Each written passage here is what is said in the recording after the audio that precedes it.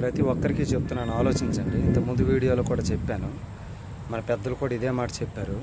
కోపం, ఆవేశం, చిరాకు, చిరునవ్వు, దుఃఖం, సుఖం, బాధ, సంతోషం ఇవి పుట్టిన ప్రతి జీవికి ఉంటాయి, జన్మనెత్తిన ప్రతి మనిషికి ఉంటాయి.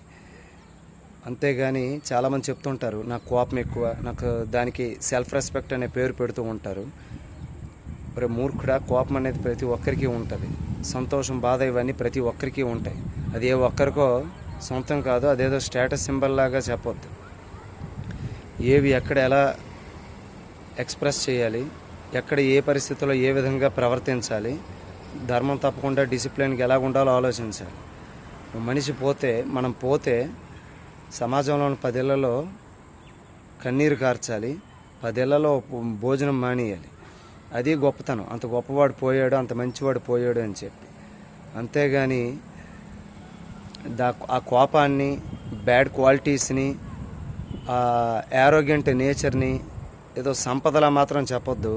చివరికి ఎవరు మన చుట్టూ చేరరు. ఈరోజు డబ్బు ఉందని మన చుట్టూ చేరినా రేపు పొద్దున మన చుట్టూ ఒక పాయింట్ ఆఫ్ టైం వచ్చేసరికి కాలం రూపంలో భగవంతుడు అన్నింటినీ హరించి వేస్తాడు. అప్పుడు ఎవరూ చేరరు, మోయడానికి కూడా నలుగురు ఉండరు. ఆలోచించండి.